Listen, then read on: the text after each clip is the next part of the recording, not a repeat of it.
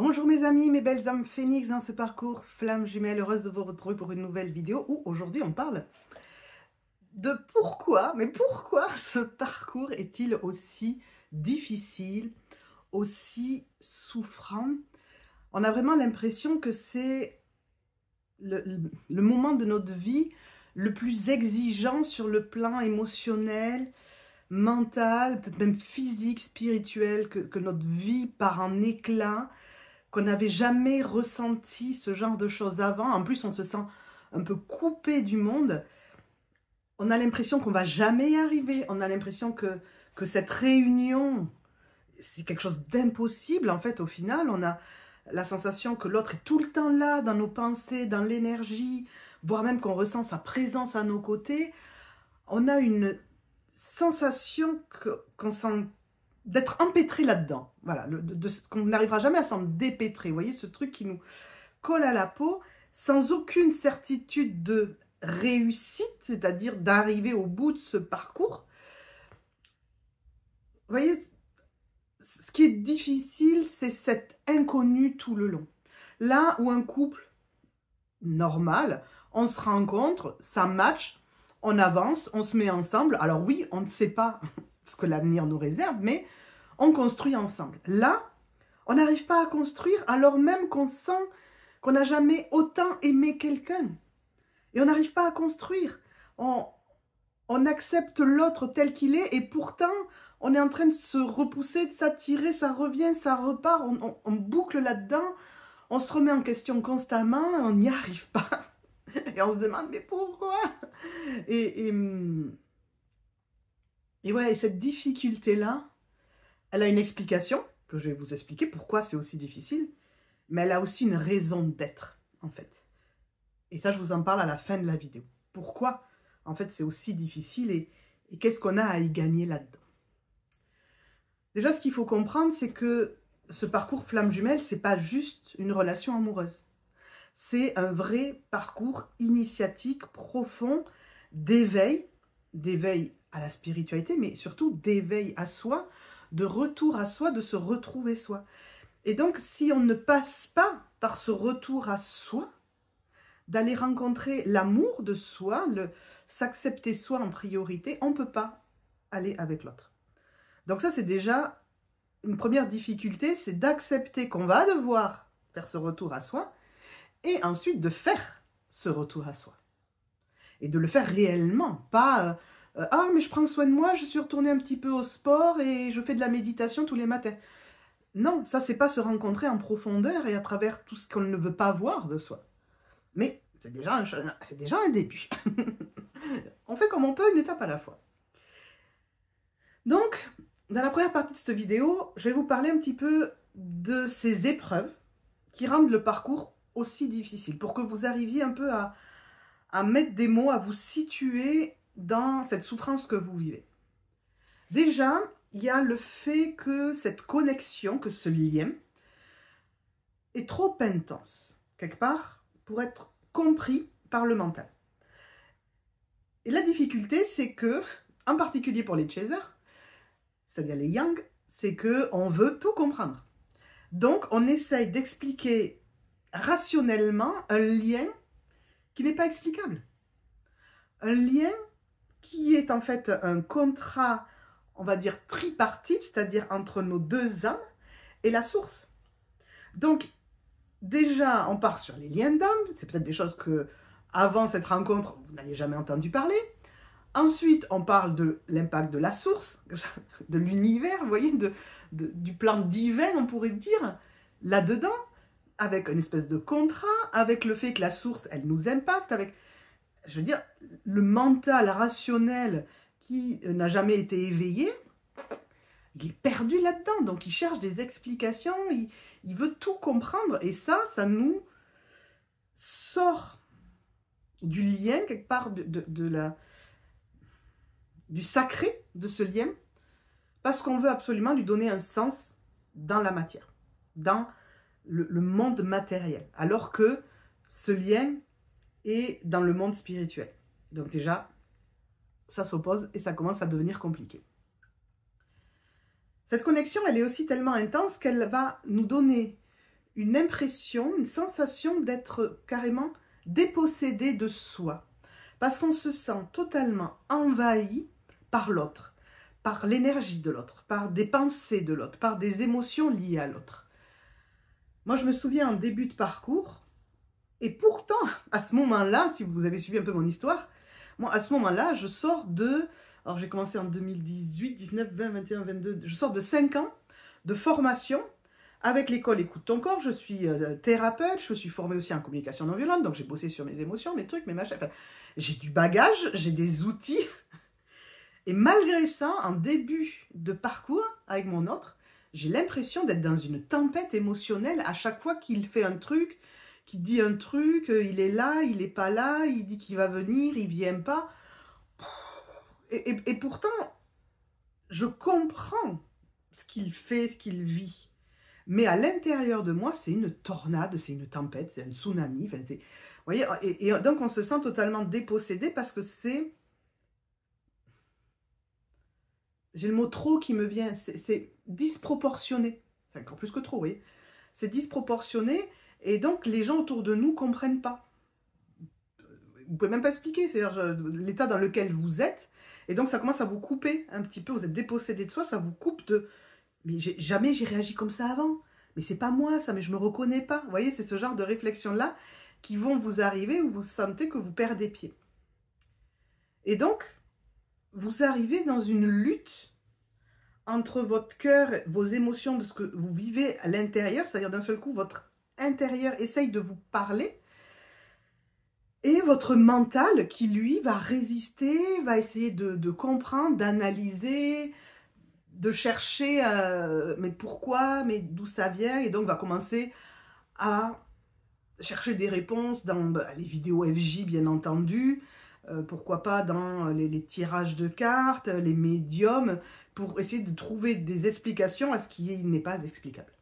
Voilà.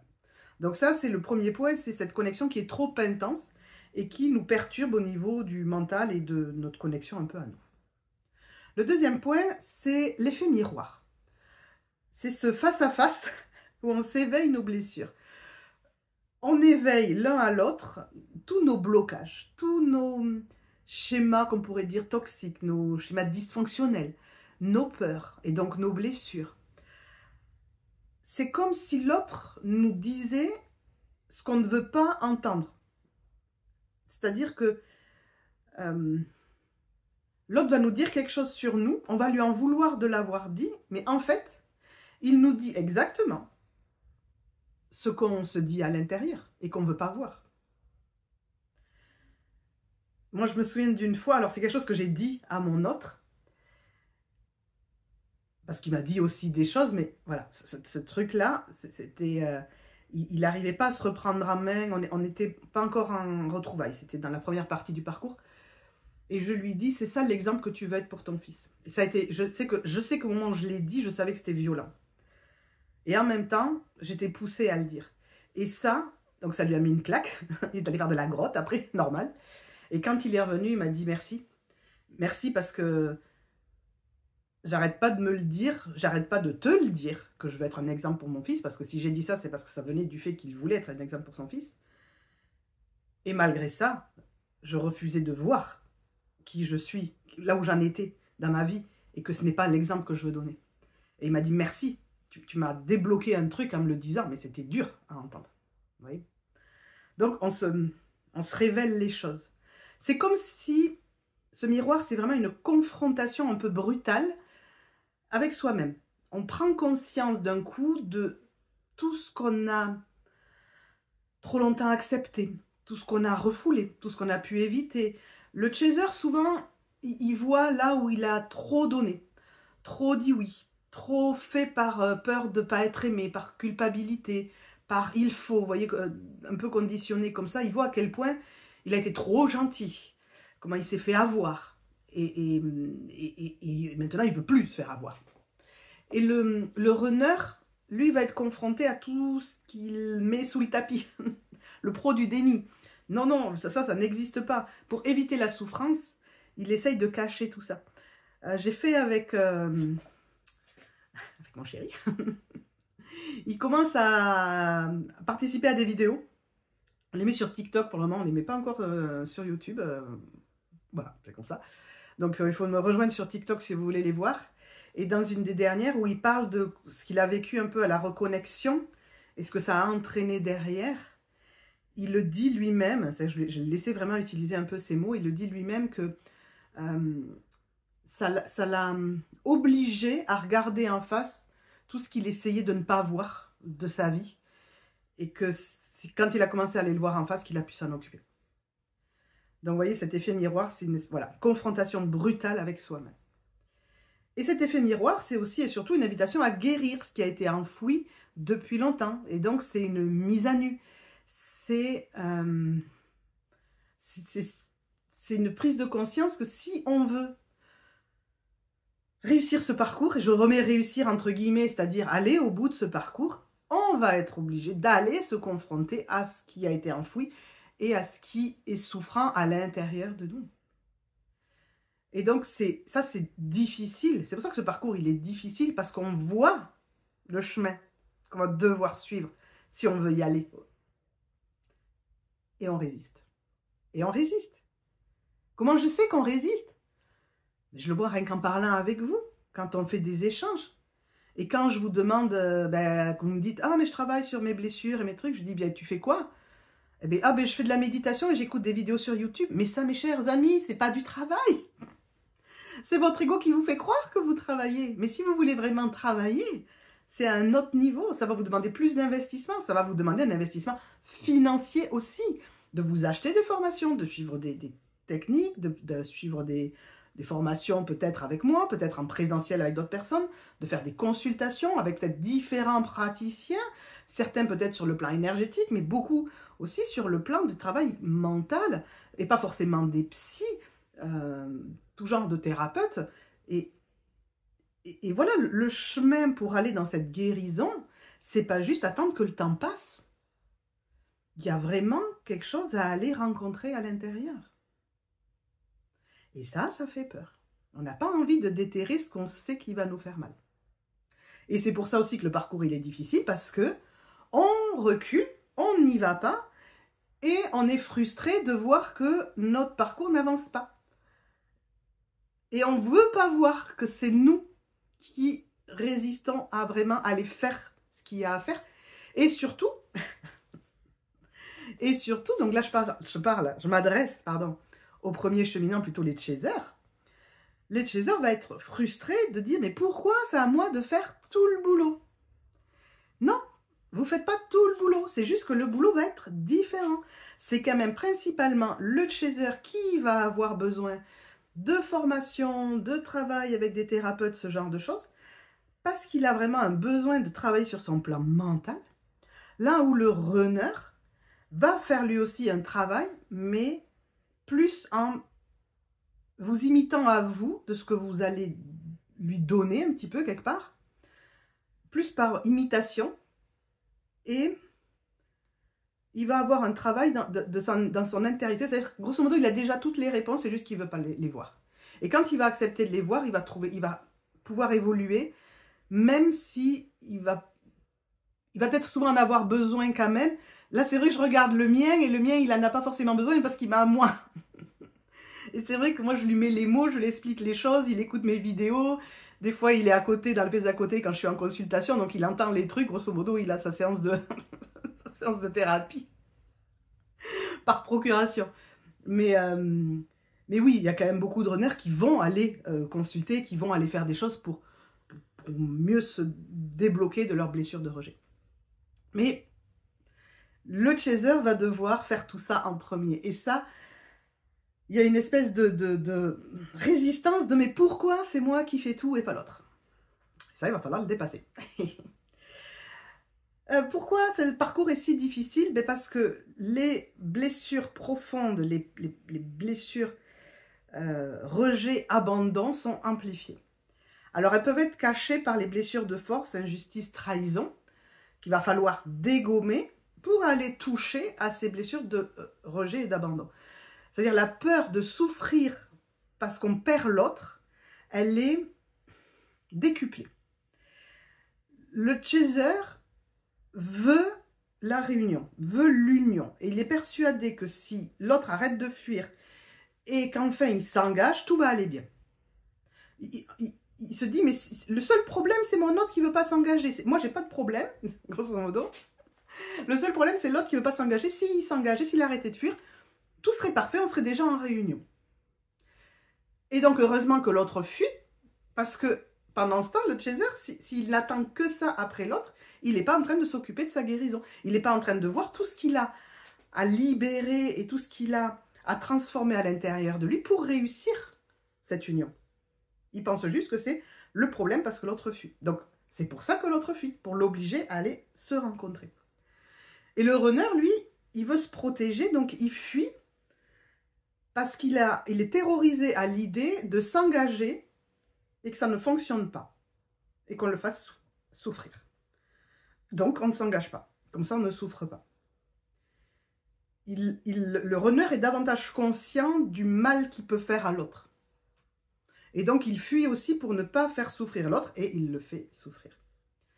C'est vraiment un lien dans lequel tout ce qui est lié à l'attachement va être activé et va nous montrer tous les dysfonctionnements sur notre façon de concevoir l'amour, l'union, avec par exemple, beaucoup pour le chaser, dans la blessure de trahison, la peur d'être trompé, la peur que l'autre soit avec quelqu'un d'autre.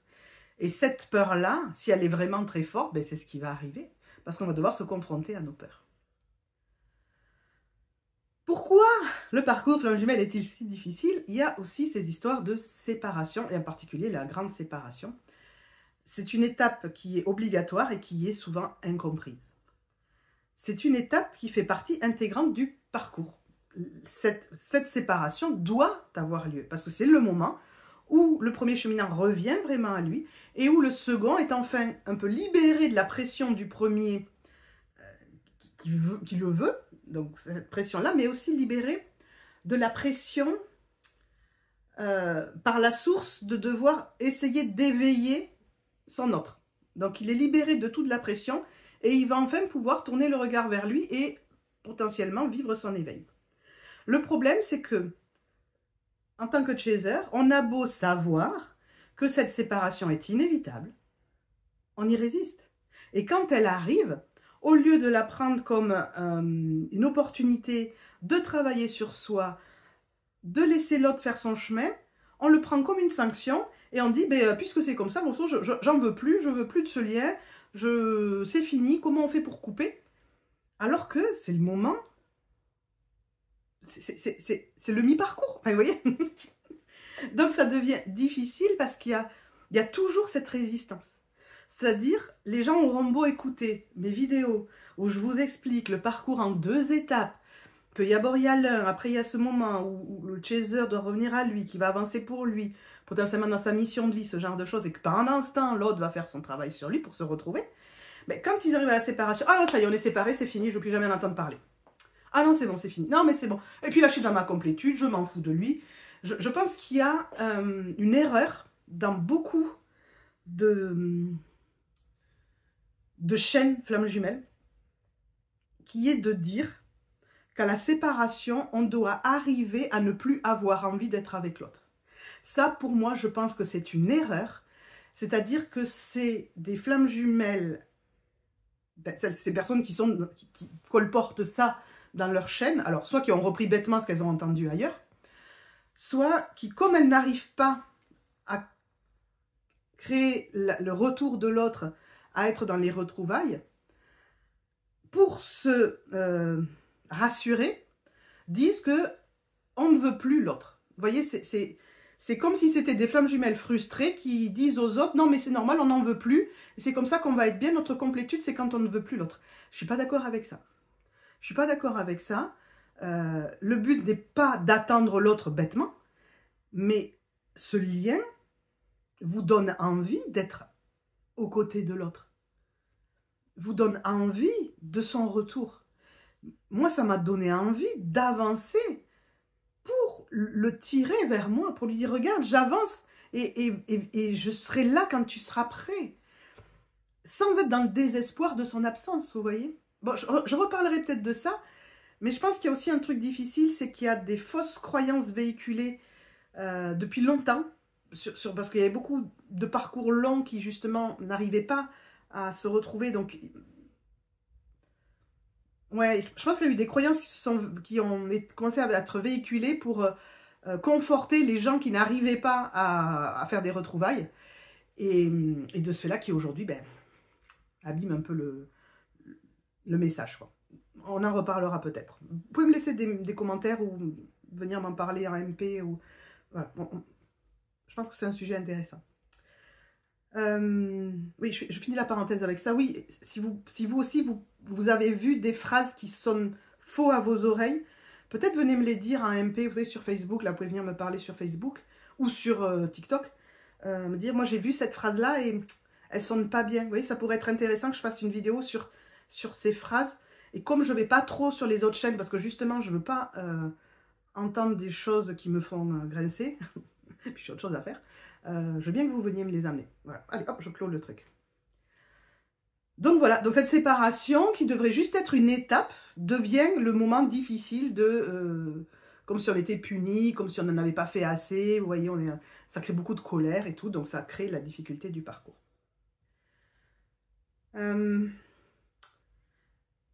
Une autre des sensations qui rend ce parcours difficile, c'est celle de perdre pied.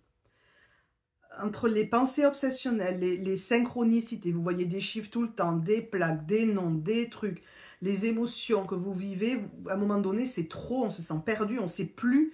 On demande des signes, on a plein de signes, on ne comprend pas les signes. Alors on dit, mais faites-moi des signes plus clairs.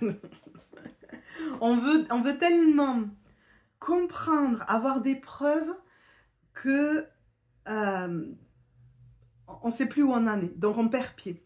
Et ça, c'est associé aussi au fait que c'est extrêmement difficile de trouver des gens avec qui en parler, sans être jugé. Souvent, notre entourage proche, c'est compliqué. Moi, je sais que j'ai la chance de pouvoir en parler avec ma fille, qui potentiellement est aussi dans un parcours flamme jumelle, l'avenir nous le dira. Et donc, avec elle, on peut parler. Mais il n'y a personne d'autre dans ma famille à qui je peux en parler.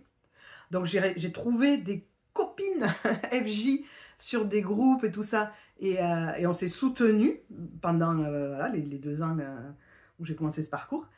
Et ça fait du bien.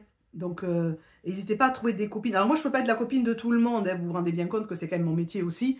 Donc des fois, je papote un peu avec vous, mais je ne peux pas devenir votre confidente copine. Mais c'est vraiment aussi, n'hésitez pas à interagir avec des gens dans les discussions ou même sur TikTok et quitte à dire, on peut parler en privé et oser parler en privé avec des gens et comme ça, vous allez vous trouver des affinités et des personnes. Ça peut faire du bien. Et ce qui donne la sensation de perdre pied aussi, c'est qu'on est en perpétuelle remise en question. En plus, avec les allers-retours, il y a un début de parcours, tous les allers-retours là, vous êtes toujours en train de vous dire qu'est-ce que j'ai fait de mal, ah mais là il revient, et pourquoi là il repart, et puis il m'a pas expliqué pourquoi, et là je comprends pas. On est toujours en train de se poser des questions, et puis on commence à voir toutes nos croyances, et on est tellement différents, les opposés complémentaires, on est tellement différents, que ce en quoi on croit nous, c'est limite, c'est l'opposé de ce en quoi il croit lui, alors... On fait quoi de ça? On passe notre temps à se combattre pour savoir qui a raison ou on regarde un peu l'autre et soi et on remet tout ça en question. Donc tout ça, ça brasse beaucoup. Donc oui, vous comprenez pourquoi c'est difficile tout ça. Et il y a encore quelque chose. Je termine avec ça sur cette première partie de cette vidéo. C'est que contrairement à beaucoup de relations classiques que vous avez peut-être vécues en amour, c'est qu'on ne peut pas forcer. Je dis pas que dans les autres, on a forcé, mais quand même. C'est-à-dire, vous êtes peut-être resté en couple 20 ans avec quelqu'un où ça faisait, au bout de 10 ans, ça marchait déjà plus. Mais vous êtes resté, vous avez pu vous forcer pour les enfants, pour machin, c'était quand même supportable, c'était pas si désagréable. Moi, je suis restée avec mon ex bien plus longtemps que ce que j'aurais peut-être dû. Mais c'était pas hyper désagréable non plus. Mais... ça faisait déjà des années que je me disais, qu'est-ce que je fais encore là? Mais bon, pour les enfants, pour tout ça, j'étais restée. Vous voyez, on pouvait se forcer, on essayait d'améliorer les choses, on faisait des efforts. Là, c'est une relation où on ne peut pas. On ne peut pas. Parce que l'autre ne peut pas nourrir notre ego. Donc, dès qu'on est dans de l'attente, il va nous donner l'inverse parce qu'il ne peut pas satisfaire notre ego puisque le but, c'est qu'on arrive à se libérer de cet ego. Donc, tout ce qui est lié à nos blessures, à notre ego, eh bien, l'autre, il ne peut pas. Et inversement, nous non plus, on ne peut pas. Ça ne fonctionne pas.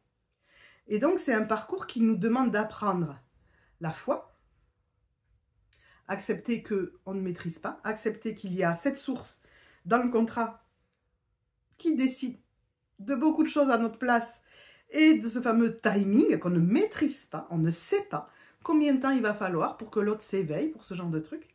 Et ça va nous demander la patience,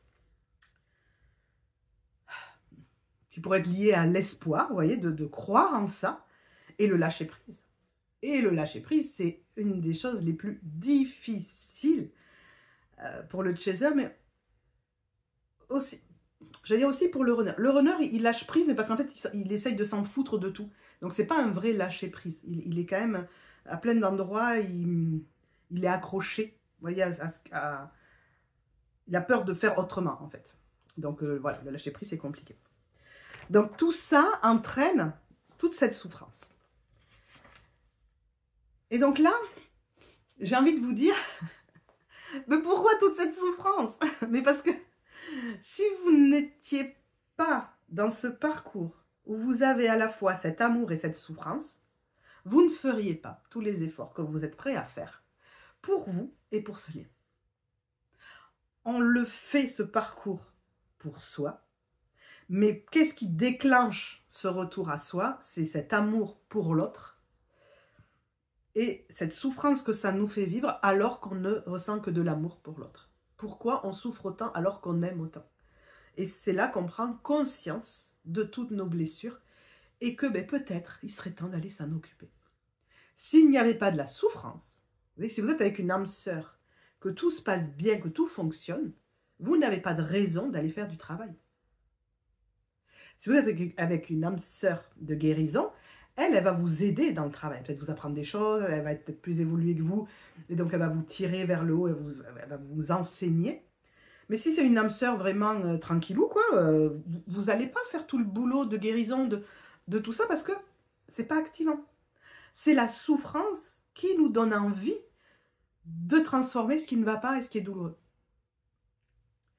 Et donc, à travers ça, on va enclencher une vraie transformation personnelle profonde qui va nous permettre d'aller rencontrer l'amour inconditionnel. L'amour inconditionnel, ça semble un mot, ça semble simple, parce qu'il y a quelque chose qu'on ressent quand on rencontre l'autre, et d'un seul coup, on sent que notre amour est différent de tout ce qu'on a vécu avant. Sauf que c'est une nouvelle notion qu'on ne connaît pas, on la ressent, mais qu'est-ce qu'on en fait?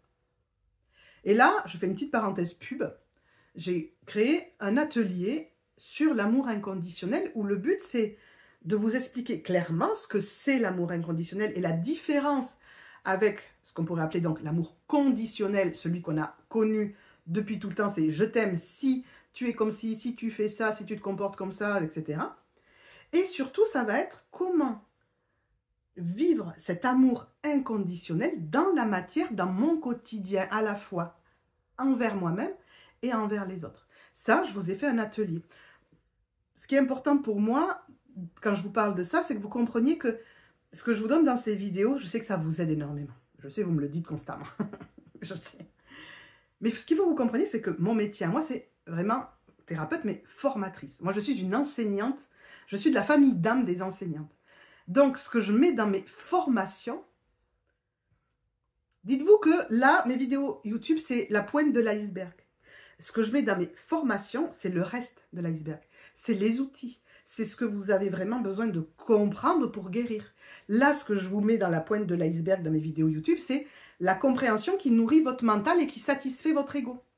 Mais c'est pas ça qui vous guérit. Ça vous aide, ça vous fait avancer, mais c'est pas ça qui va vous guérir. Donc, si vous avez envie de vraiment aller dans votre guérison, il va falloir descendre sous l'eau et aller profiter de l'iceberg. Et ça, je vous le donne en formation ou je vous le donne lors des consultations. C'est mon métier. Voilà, c'est comme quand vous allez chez le garagiste. Le garagiste, il peut vous dire ce qu'a la voiture, mais tant que vous n'avez pas payé, il ne vous la répare pas. Voilà, moi je vous dis un petit peu les problématiques et le truc que vous allez avoir à apprendre. Mais si vous voulez l'apprendre, hop, il faut passer à la caisse. C'est normal, c'est mon métier. Et c'est important pour moi quand même de reposer le truc à sa place. Hop. Donc, dans cette transformation, vous allez apprendre l'amour inconditionnel. Vous allez aussi apprendre à vous aligner pour être pleinement vous-même. Arrêtez de dire ça c'est bien et ça non je veux pas être comme ça et je veux être comme ça. Parce que vous voyez cette espèce de refus de certaines parts de nous parce qu'il y en a qui sont mieux que d'autres. Ça, si j'en fais ma page pub, ça je vous l'enseigne dans la formation sur le yin-yang où le but c'est de vous apprendre à accepter toutes les parts de vous et à trouver une harmonie, un équilibre intérieur.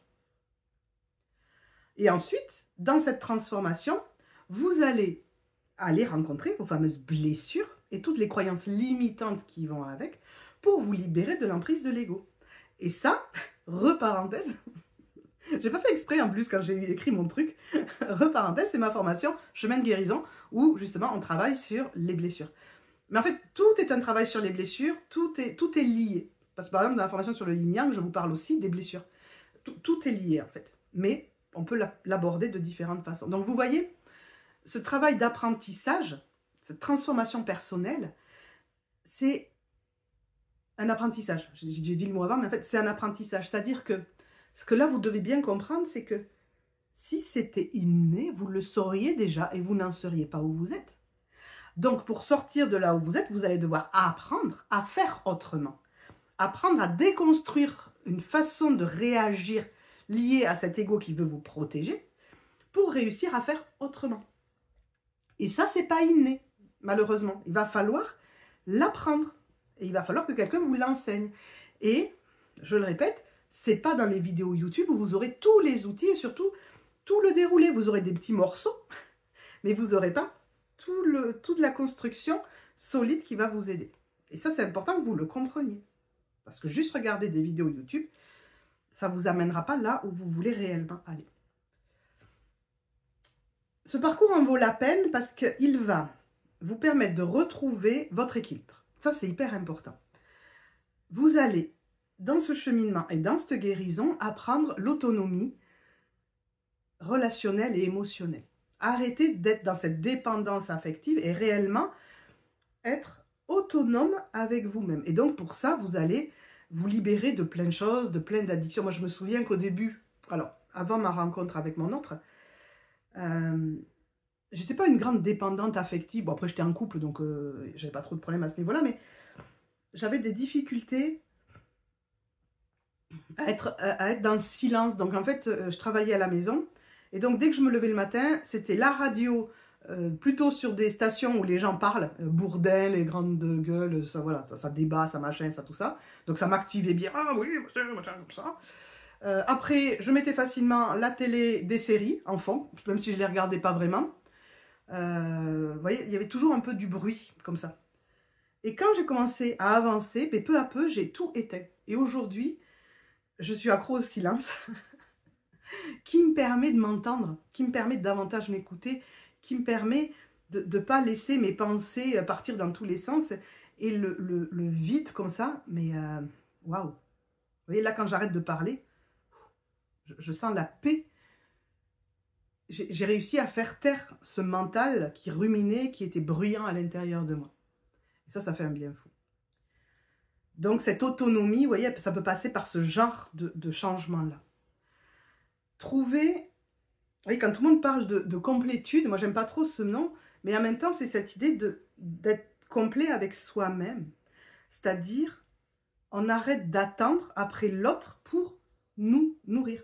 La complétude, c'est ça, c'est je suis autonome dans le nourrissage de mes besoins. Je cherche un autre mot, je ne l'ai pas trouvé. Dans le nourrissage de mes besoins. Je n'ai pas besoin des autres pour me sentir capable, pour me donner de la reconnaissance, pour me valider, pour faire mes choix. Alors c'est chouette, l'autre, et moi j'aime bien avec mon autre lui montrer mes projets, lui en parler, mais au fond de moi, je sais que c'est moi qui prends la décision. Vous voyez, j'ai pas besoin qu'il me dise, de lui demander, et t'en penses quoi? Non, c'est plus, tiens, regarde, j'ai envie de partager avec toi. Vous voyez, on est autonome, on est complet avec soi-même, l'autre c'est un bonus. C'est ça, la complétude, c'est pas, je me sens bien sans personne. C'est, je peux me sentir bien même s'il y a du monde autour. Et si je me sens bien, c'est je me sens autonome. Et quand vous êtes dans cette guérison, dans cet équilibre, le lien et les pensées de l'autre, elles n'ont pas disparu. Vous voyez, c'est pas... oui, comment vous dire ça?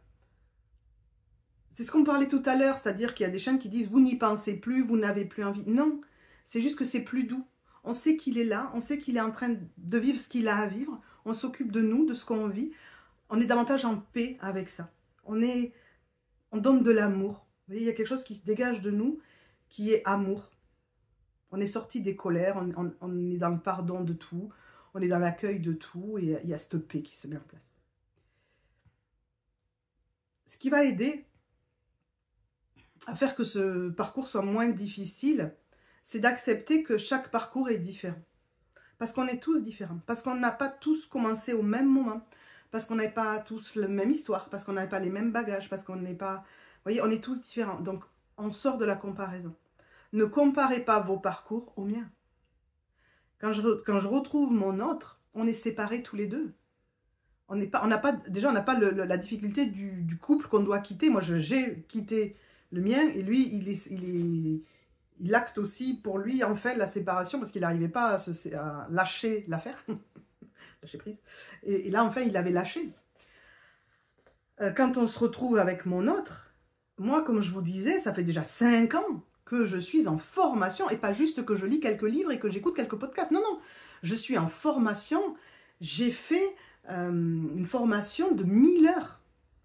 C'est 10, 20, une trentaine de jours de formation, plus des consultations avec l'école Écoute ton corps.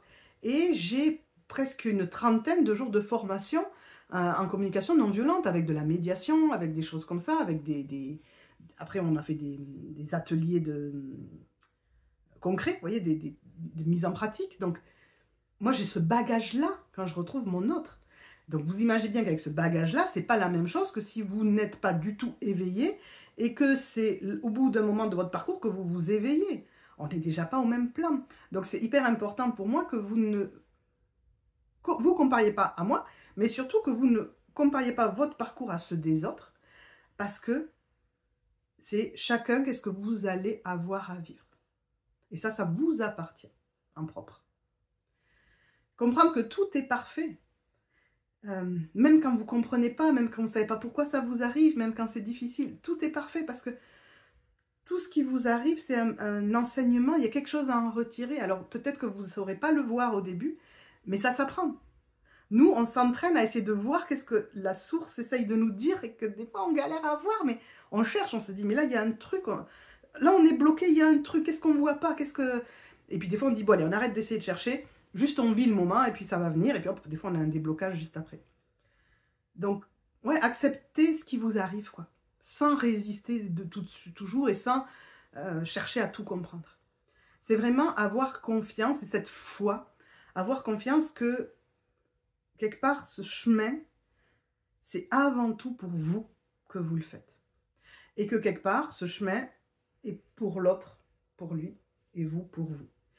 Et que si chacun arrive à faire ce chemin pour lui, à ce moment-là, la réunion peut s'envisager et peut être possible. Mais vous devez laisser l'autre faire son chemin pour lui, vous n'êtes pas là pour le sauver. Et vous devez faire votre chemin pour vous, l'autre n'est pas là pour vous sauver. Et l'autre n'est pas non plus votre bourreau. Et vous n'avez pas à être le bourreau de l'autre parce que ça ne se passe pas comme vous voulez. De revenir à vous. Donc oui, ce parcours est difficile. Oui. Si je vous fais une petite conclusion, oui, c'est difficile, mais ce n'est pas un châtiment, ce n'est pas une punition. D'accord? C'est une opportunité d'éveil, d'amour véritable, de libération de tout ce qui vous entrave et vous contraint depuis si longtemps. Vous voyez, quand vous dites « je ne veux plus rentrer dans les cases », ben oui, mais vous êtes rentré dans les cases jusqu'à présent, donc vous allez falloir vous libérer de ça. Et ce qui compte, c'est pas l'autre en fait. C'est ce que cette connexion va nous apprendre sur nous-mêmes et sur l'amour, sur la vie, sur comment vivre ce monde en fait. Et cet amour inconditionnel qu'on va pouvoir donner. Je ne sais pas si vous le recevez à travers mes vidéos, mais tout ce que je vous partage, j'y mets de l'amour dedans. Pour vous aider, pour contribuer. Alors oui, comme je vous dis au début, quand je fais ma petite page de pub, c'est mon métier. Si vous ne venez pas faire de consultation et m'acheter quoi que ce soit, mais peut-être qu'à un moment donné, je dirais, ben, j'arrête la chaîne parce qu'il faut que j'aille travailler au Super U. Je ne gagne pas d'argent. Et donc j'espère que j'en arriverai pas là, que l'amour que je vous donne vous donnera envie de travailler avec moi. Mais malgré ce truc-là, que je suis là parce que j'en ai fait mon métier, je suis avant tout là parce que ça déborde de moi de vouloir vous aider à avancer. Vraiment, ça déborde de moi. Donc, voilà, j'espère que vous le recevez. Je m'arrête là pour cette vidéo, 40 minutes, c'est bien, c'est une bonne moyenne dans les vidéos que je fais habituellement. Donc n'oubliez pas que je suis sur TikTok et que mon chéri est un petit peu avec moi sur TikTok, donc n'hésitez pas à nous rejoindre là-bas, vous cherchez Barbara Alonso FJ, tout attaché, pour me retrouver. Normalement, j'ai mis le lien, je crois, dans le descriptif. Et si vous voulez des infos, allez voir les descriptifs. Dans le descriptif, normalement, il y a tous les liens pour aller voir la formation gratuite sur les 5 blessures, pour voir les tarifs des consultations, enfin tout ça. Il y a tout dans le lien, dans le descriptif, donc n'hésitez pas à aller voir. Je vous embrasse et je vous dis à très bientôt, où que ce soit. Ciao!